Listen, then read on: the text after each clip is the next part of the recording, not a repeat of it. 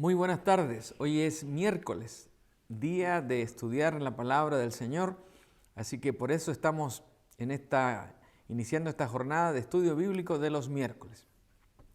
Comenzamos dándoles la bienvenida a cada uno mientras nos acompañan en este estudio a mitad de la semana. Como les dije, hoy es miércoles 3 de mayo de 2023 y le mando un saludo cariñoso a mi esposa que está cumpliendo años en el día de hoy. Muy bien, comenzamos recordándoles un par de actividades que son importantes para la iglesia. La primera es que mañana a las 11 de la mañana la Unión Femenil Misionera se reúne para su reunión semanal.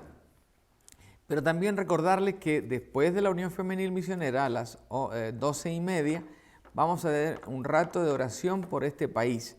Mañana es el Día Nacional de Oración por los Estados Unidos, así que nos reservaremos un rato para estar orando todos juntos aquí en el templo después de la Unión Femenil.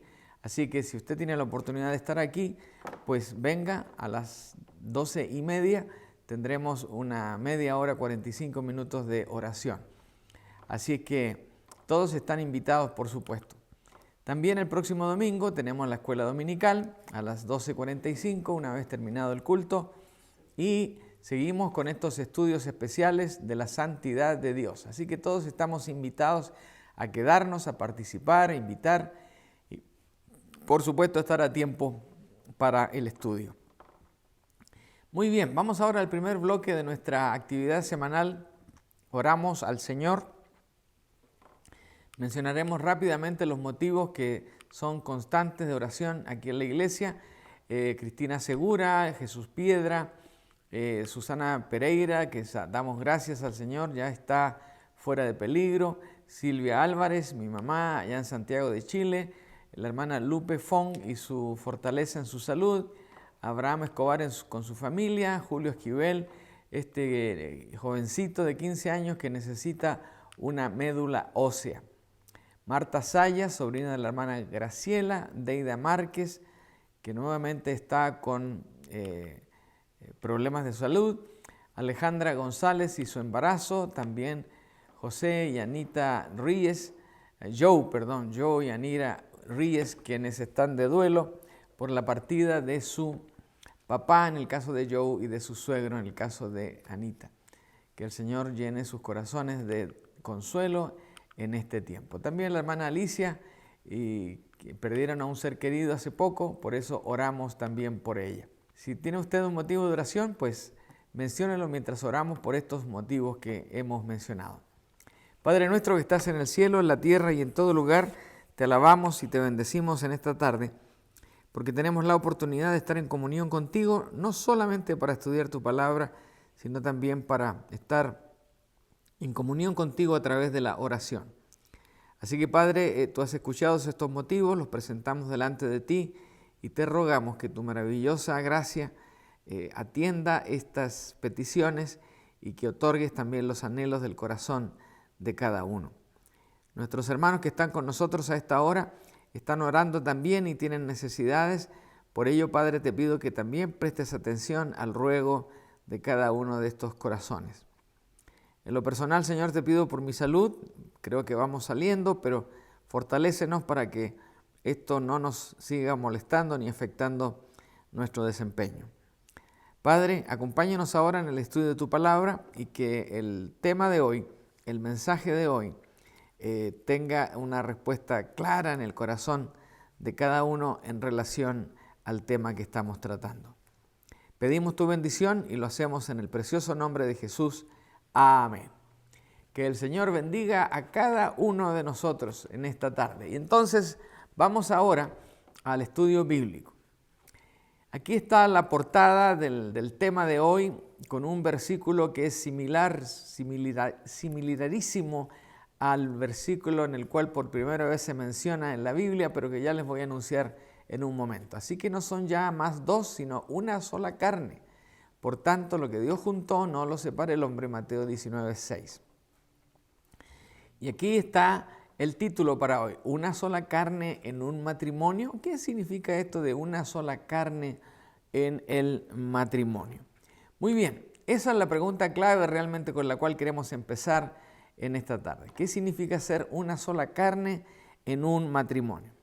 Y como mencioné hace un momento, el término una sola carne que menciona Mateo viene realmente de la narración de cuando Eva fue creada, y allí hay un versículo donde el Señor declara que ella es parte de José y que de ahí en adelante debían ser, no José, Adán.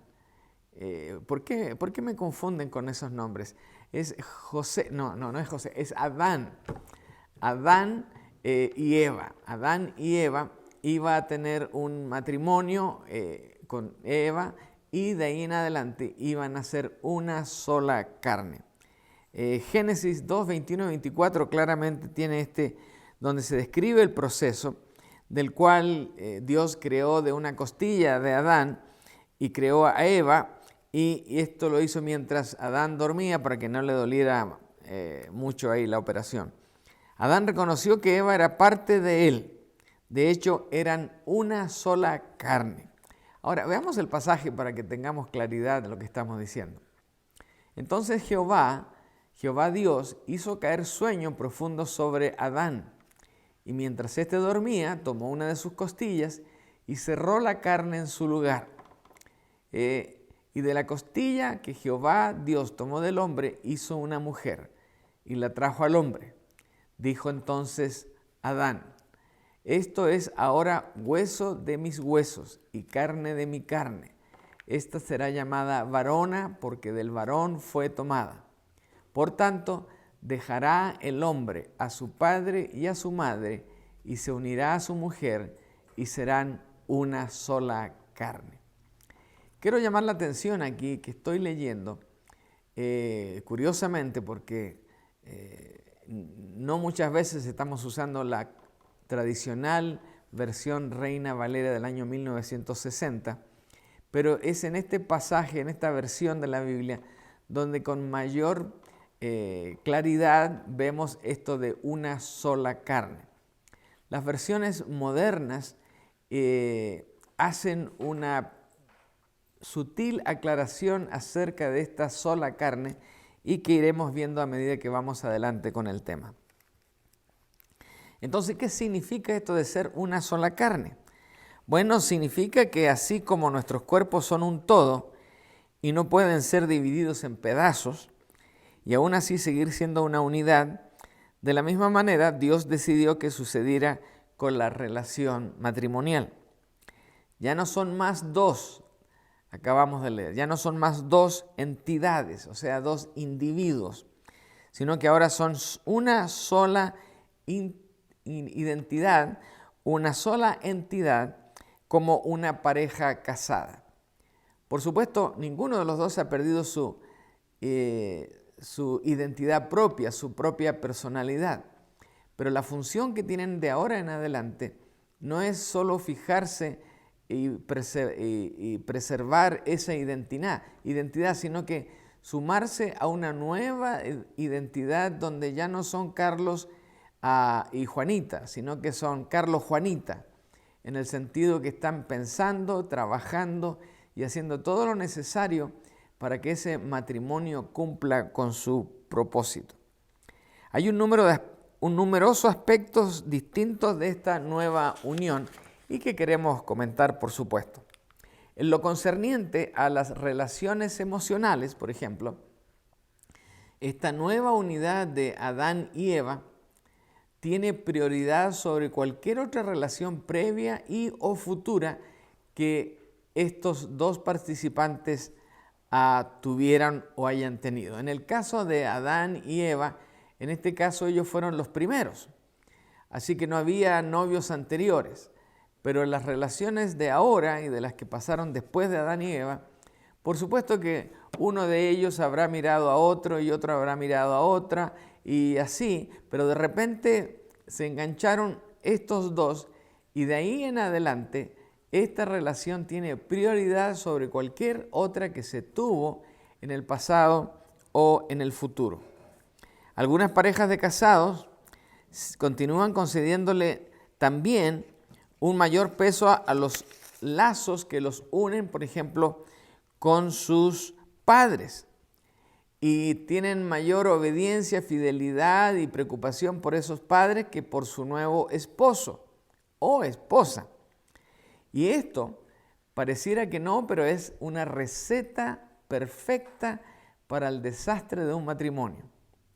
Y es una perversión al propósito original de Dios de dejar y unirse. Porque cuando nos casamos, dejamos a esa familia y establecemos una nueva familia con ese esposo o con esa esposa.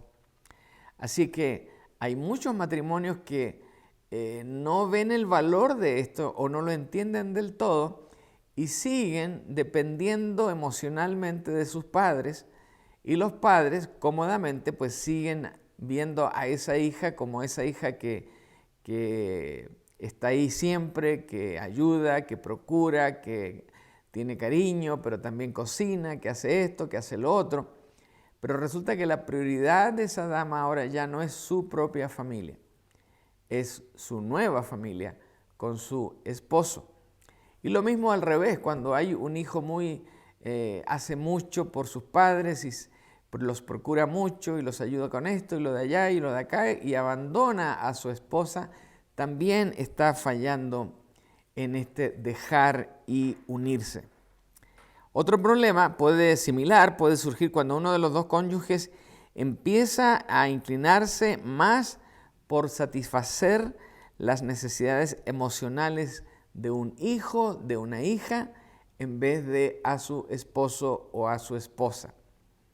Y algunos dirán, oye, pero es que este es mi hijo, es tu hijo, es mi hija, es tu hija, y hay que ayudarla, hay que atenderla, hay que esto, que lo otro.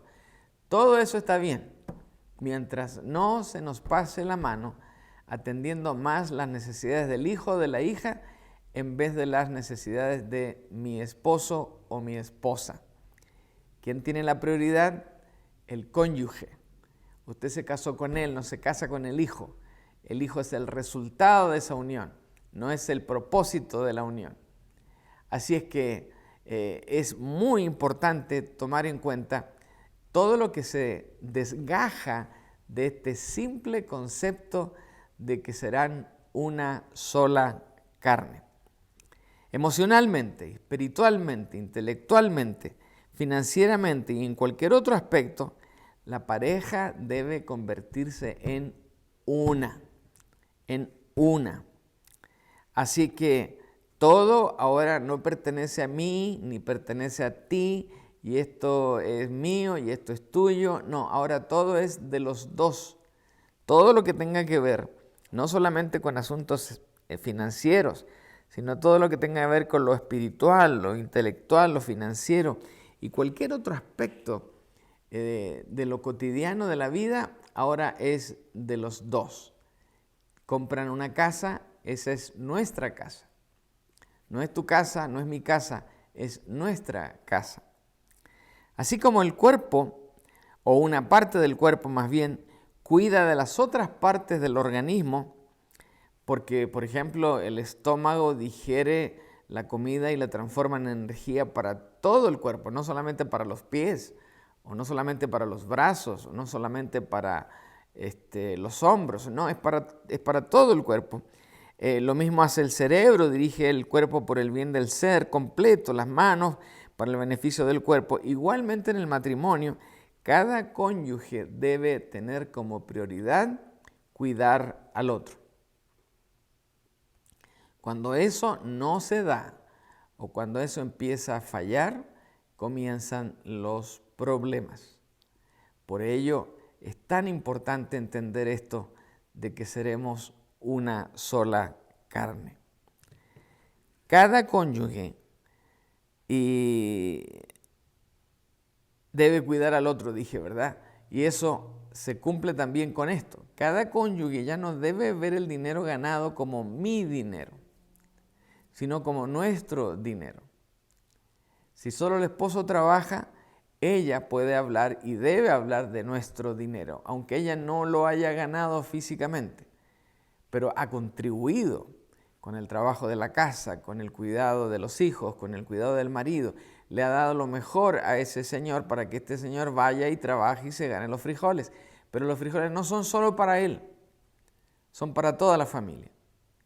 Así que es correcto y así debe ser hablar de mi dinero, no hablar de mi dinero, sino hablar de nuestro dinero de ambas partes.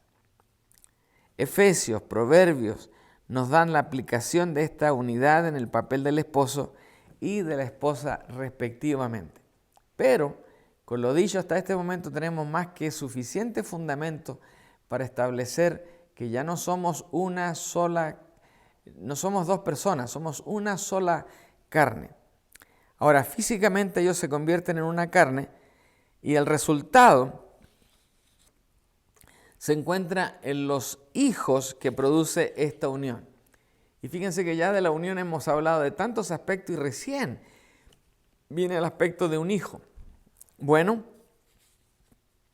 porque ese hijo o esa hija es resultado también de esta unión carnal, de esta unión física. Y el resultado de esa unión es una criatura que viene a la familia. Y eso es cuando un matrimonio se transforma en familia. Ya no son solo él y ella, los esposos, sino que ahora viene un tercero que nace producto de ese amor.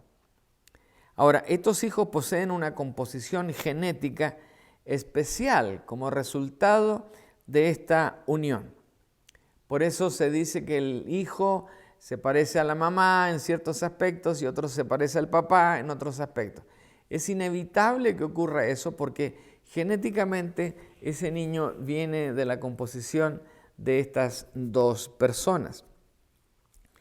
Así que esto del cuidado de uno y de otro, aún en el aspecto sexual de la relación del matrimonio, no deben considerar tampoco como mi cuerpo y como propio de cada quien, sino que el cuerpo de uno pertenece al otro y el cuerpo del otro pertenece a uno.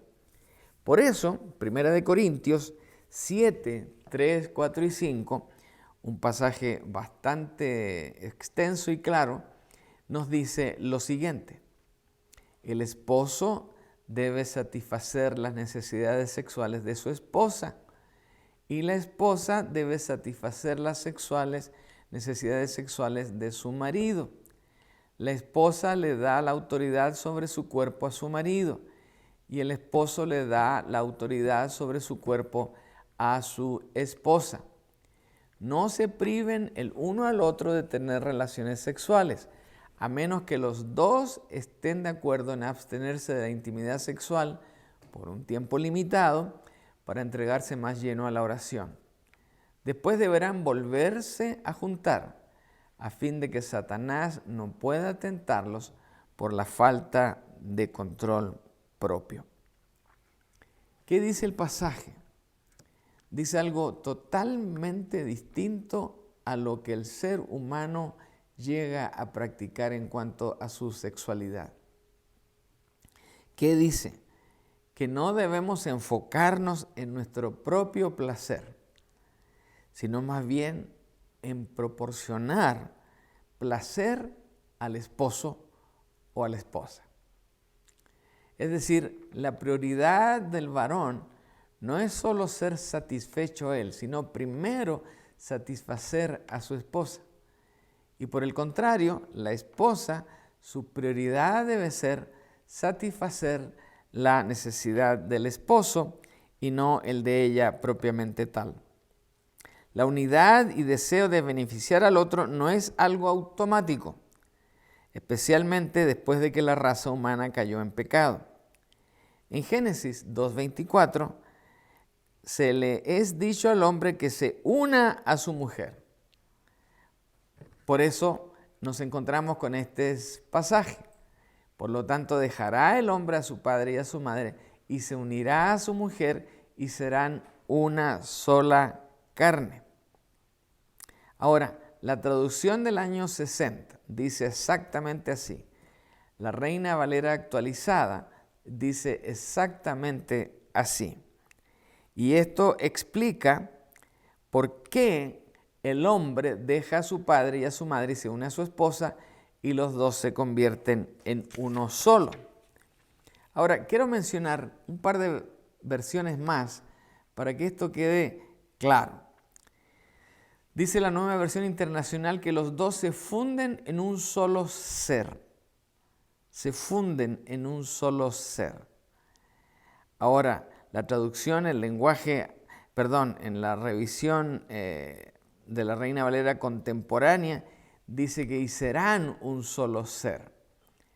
Pero también está la traducción en lenguaje actual que dice para formar un solo cuerpo.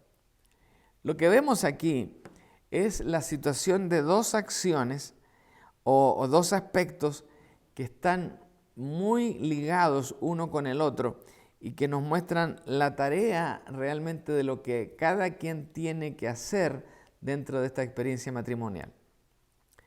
Una es que estamos como pegados a la esposa, una ilustración de que tan unido debe ser esta relación. Los dos se funden en un solo ser, serán un solo ser, serán un solo cuerpo. Todas las versiones o se convierten en uno solo. Estamos hablando de una relación entre dos personas que llega a ser tan sólida que se funden uno con el otro. Pero no estamos hablando solamente de ese fundirse pasionalmente dentro de esa relación sexual. Estamos hablando de esa personalidad que se une. Estamos hablando de esa percepción de las cosas que se une a tal punto donde si hubo un desacuerdo, dialogamos, conversamos y decidimos cuál va a ser nuestra postura en toda situación de la vida. Y llegamos a ser otra vez uno solo. Los dos se convierten en un solo ser. Por eso mencionaba la sesión pasada, el miércoles pasado, que esta relación llega a ser tan tremenda que los esposos, después de muchos años, contestan lo mismo, se parecen hasta uno al otro, se quejan por las mismas cosas y se ríen de los mismos chistes. Eso es parte de ser uno solo. Y a veces tienen que ponerse de acuerdo porque ya no se acuerdan quién fue el que salió con el chiste. Entonces, ahora me toca a mí contarlo, dice el otro. Y así van. Es tal la unión, tal la preciosura de la intimidad de esa pareja que se cumple esto de un solo ser, un solo cuerpo, una sola manifestación de vida. Entonces, esto es dedicarse diligentemente a ver por el otro, Es llevarlo más allá del noviazgo que conduce a la boda y continuarlo a través del matrimonio. La tendencia carnal es hacer lo que me hace sentir bien, en vez de considerar lo que beneficiará al esposo o a la esposa. Así que, cuidado con esto. Y es algo que recalco con un cuadro especial. Ahí está el cuadro. Este egocentrismo en el cual caemos porque nuestra sociedad nos lleva a esto, es la rutina en la que comúnmente caen los matrimonios una vez terminada la luna de miel. ¿Qué hace este egocentrismo? Procurar la satisfacción mía en todas las áreas, no solamente en la sexual. No, ayúdame, sírveme, cuídame, atiéndeme. Porque en la realidad sería todo lo contrario. Porque así como los que están recién casados le abre la puerta al esposo para que entre a la casa, para que suba al automóvil y todas esas cosas que ayudan a mostrar esa entrega por el otro, de repente desaparecen. En los primeros meses de relación y de matrimonio parecían chicles uno con el otro y resulta que ahora, pues vieja, ¿te subiste? Qué bueno, porque ya voy partiendo y la deja ahí a medio camino a la pobre. Entonces, no debemos caer en esta rutina en que ya pasó la luna de miel y perdemos todo el encanto del matrimonio. En vez de que cada uno de los cónyuges se preocupe por cómo se satisfacen las propias necesidades, debe permanecer concentrado en suplir las necesidades de su esposo o esposa. Además, a pesar de lo agradable que puede ser que dos personas vivan juntas, satisfagan sus necesidades uno del otro, Dios tiene un llamado más elevado para el matrimonio que solo eso. Así como debían servir a Cristo con sus vidas antes del matrimonio, ahora deben servir juntos a Cristo como una unidad. Y esto incluye criar a esos hijos que nacen del matrimonio para servir a Dios. Y cosa que está claramente establecida allí en 1 Corintios 7, 29 al 34. Que no anoté aquí en la pantalla, pero déjeme que lo buscamos y lo leemos de una vez. 1 Corintios. Es bueno tomar la palabra y leerla de una vez. 7, 29 al 34. 7, 29 al 34. Pero les digo esto, hermanos, que el tiempo se ha cortado. En cuanto al tiempo que queda, los que tienen esposas sean como si no las tuvieran, los que lloran como que si no las lloraran, los que se alegran como que si no las alegraran, los que compran como si no poseyeran, y los que disfrutan de este mundo como si no disfrutaran de él, porque el orden presente de este mundo está pasando. Quisiera pues que estuviesen libres de ansiedad. El no casado se preocupa de las cosas del Señor, no de cómo agradar al Señor, pero el casado se preocupa de las cosas de la vida, de cómo ha de agradar a su esposa. Y su atención está dividida. La mujer no casada o soltera se preocupa de las cosas del Señor, a fin de ser consagrada tanto en cuerpo como en espíritu. En cambio, la casada tiene cuidado de las cosas de la vida, de cómo agradar a su esposa. A su esposo, perdón. Entonces, allí hay unos consejos para los no casados y deben entender que no habiendo un esposo o no habiendo una esposa, tienen una tarea que hacer específicamente en su dedicación al Señor. O como también afirma Malaquías 2:15, cuando nos dice, ¿no te hizo uno el Señor con tu esposa? En cuerpo y espíritu ustedes son de Él. ¿Y qué es lo que Él quiere?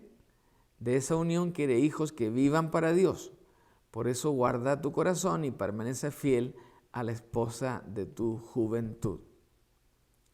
Así que tampoco es como para andar cambiándose de esposa como de calcetines, porque con eso no se realiza el plan de Dios. En cuanto a los hijos, padres, no hagan enojar a sus hijos con la forma en que los tratan. Más bien, críenlos con la disciplina e instrucción que proviene del Señor. Priscila, por ejemplo, y Aquilas, en Hechos 18, son un buen ejemplo de todo esto. En la medida que una pareja busca servir a Cristo, el gozo que da el Espíritu llenará ese matrimonio, aun cuando no hayan hijos. Y hemos tenido el privilegio de conocer un par de parejas así, que sin tener hijos propios, han tenido muchos hijos a través del servicio cristiano. En la medida que una pareja busca servir a Cristo, el gozo que da el Espíritu Santo llenará su matrimonio. Fíjense bien, en cambio, la clase de fruto que el Espíritu Santo produce en nuestra vida es amor, alegría, paz, paciencia, gentileza, bondad, fidelidad, humildad y control propio. No existen leyes contra estas cosas. Qué maravilla, ¿verdad? En el jardín del Edén había 3 personajes: Dios, Adán y Eva, y había gozo. Así que si Dios sigue siendo el centro de un matrimonio, también habrá gozo. Sin Dios, una verdadera y plena unidad no es posible. Por eso, delante del Señor y con el Señor, debemos ser una sola persona en Cristo. Y allí permanecerá siempre la felicidad, la unidad, el gozo de estar juntos. Eso no nos garantiza que de repente pues no haya alguna dificultad, algún ajuste, pero todas esas dificultades y ajustes serán mucho más fáciles de llevar adelante cuando Cristo es parte de ese matrimonio y de esa familia. Entonces, viene nuestra querida hermana entonces y nos pregunta, ¿qué significa entonces ser una sola carne en un matrimonio? ¿Qué significa? Bueno, si hay una parte práctica para definir, nuestra respuesta es la siguiente. Significa que el matrimonio es un equipo. Es un equipo. Usted mírelo en los deportes y va a entender el concepto de equipo. Por ejemplo, en el fútbol americano, ese quarterback que tira esa pelota bonito siempre lo hace en beneficio del que va finalmente a meter el gol. El quarterback nunca mete el gol. En una ocasión extraña u otra puede hacerlo, pero generalmente cede y privilegio a otro jugador que está en una mejor ventaja que él. Piénselo en el fútbol de verdad, o sea, el que se juega con los pies, porque el otro pues es un medio tramposo el nombre. El que se juega con los pies. Figuras tan conocidas como Leo Messi, por ejemplo, que en su juego él mete 1 o 2 goles, pero le da tantos pases a sus compañeros que él también con esa misma generosidad le da oportunidad a otros para que hagan goles. Y ganan, su equipo gana. No siempre él hace goles, pero casi siempre está él detrás de la jugada que llevó a que otro compañero hiciera el gol. Es un equipo, cada quien hace un poco para beneficio de otro. Así es el matrimonio. Eso significa estar como una sola carne. Somos de un mismo equipo y jalamos o trabajamos o empujamos todos para una misma dirección. Mire qué dibujo más sencillo, pero qué tremendamente claro nos dibuja la esencia de un matrimonio cristiano. Ambos han formado un equipo. Cada quien tiene sus fortalezas y cada quien tiene sus debilidades. Bueno, cada quien hace lo mejor, empujan esa rueda de la vida y terminan con éxito porque cada quien jugó para su propio equipo. ¡Qué bendición! Que eso sea lo que en esta pequeña serie que estamos tomando ahora en abril, mayo y junio, que nos va a orientar en temas de la familia, del matrimonio y que va a fortalecer lo que la palabra del Señor nos enseña. Que el Señor nos bendiga. Vamos a terminar con una oración de despedida, con la bendición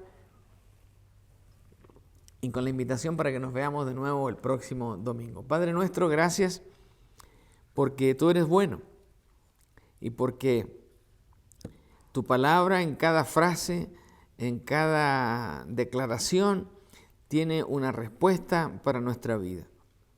Así que ya sabemos lo que significa ser una sola carne en un matrimonio.